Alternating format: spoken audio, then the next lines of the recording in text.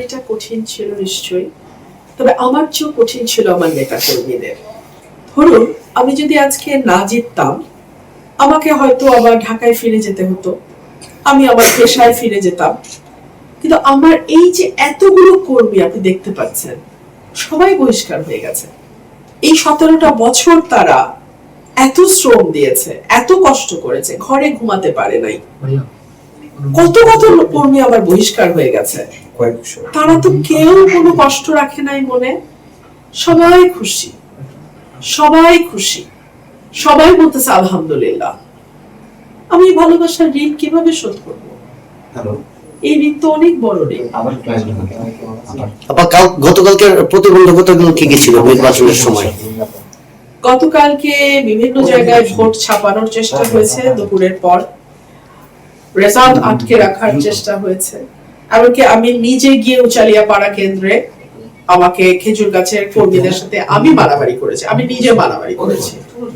মারামারি করে আমি কেন্দ্রে ঢুকেছি, আবার ভোট গুনিয়েছি, কিছু ফলস ভোট ওখানে পেয়েছি। সো এগুলো সবই চ্যালেঞ্জ।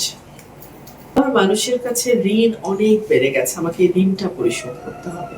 তাদের ভালোবাসার ঋণ, আমার প্রতি তাদের বিশ্বাসের ঋণ, আমার প্রতি তাদের আস্থার ঋণ, এই ঋণটা আমাকে পরিশোধ করতে হবে। আমার হয়ে গেছে ভাই সময় আমার মধ্যে 2000 কোশ্চেন করে তারপর আমরা একটু আপনি তো বিভিন্ন সভা সমাবেশে বলেছিলেন যে হাঁস হচ্ছে লক্ষ্মীর প্রতীক এবং এই অবহেলিত জনপদের সাধারণ একমাত্র স্মার্ট সিটি বসুন্ধরা, আধুনিকতায় এক ধাপ এগিয়ে। মানুষের ভাগ্য পরিবর্তনে এই হাঁস প্রতীককে বেছে নেবে, এখন তারা তো বেছে নিয়েছে। তো সেক্ষেত্রে আসলে তাদের উদ্দেশ্যে আপনার কি বলার থাকবে, তাদেরকে কিভাবে আপনার আশা জাগিয়ে তুলবে? আমি যেই প্রতিশ্রুতিগুলো দিয়েছি নির্বাচনের, তুমি বোধহয় এখন হাগু করবে, তোমার ভাবসাবে মনে হচ্ছে, তাই না বাবা? যাও যাও শোনা বাবা, যাও। কি সুন্দর আমার সাথে তাদের, কি সুন্দর বল। নাম কি? আপনি কোন নাম বলছেন? আমি জানি না, এটা আমাকে একজন ভক্ত দিচ্ছে। হাঁসটা খুব সুন্দর, খুবই সুন্দর, খুবই সুন্দর, ছুটিওয়ালা হাসি, খুবই সুন্দর। সে জানে সে সুন্দরী, সে জানে সে সুন্দরী। সে যখন আমার তাদের সুইমিং পুল আছে, এখন তো হাগু করবে না এখানে, সে জানে তার সুইমিং পুল আছে, সেখানে সে যখন নামে সে অন্য হাসিমের রাজহাঁস গুলোকে দৌড়ায় দেয়। নাম রাখেন না বা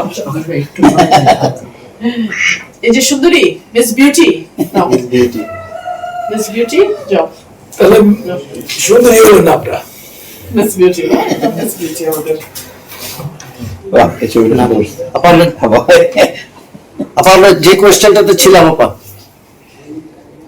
যে আপনি তো বিভিন্ন সভা সমাবেশে বিভিন্ন সময় বলেছেন হাঁস হচ্ছে লক্ষ্মীর প্রতীক এবং তাদের ভাগ্য নিয়ে আসলে আপনি কিভাবে কাজ করবেন বা তাদের প্রতি আপনার মেসেজটা কি? আপনি তো প্রতিবারই তো দেখা যায় জনপ্রতিনিধিরা আসে, ভোটের আগে প্রতিশ্রুতি দেয়, ভোট পায়, তারপর চলে যায়।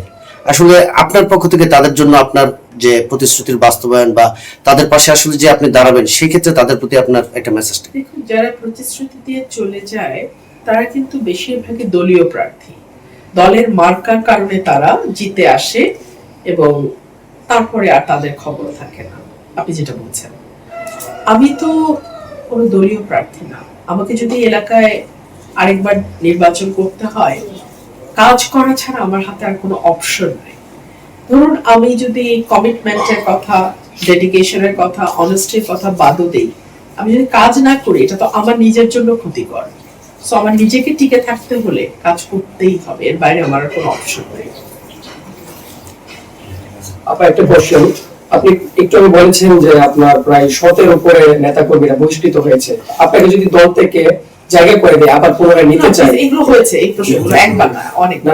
আপনার নেতা কর্মীদের তাদের অবস্থা কি হবে? তাদেরকে তো আর নিবে না, সেই ক্ষেত্রে আপনি এই বিষয়টা যদি একটু না, এগুলো আচারে করে আমাকে নিলে তো গোষ্ঠীর সময় বিষয় নিতে হবে, আমাকে একলা নেবে।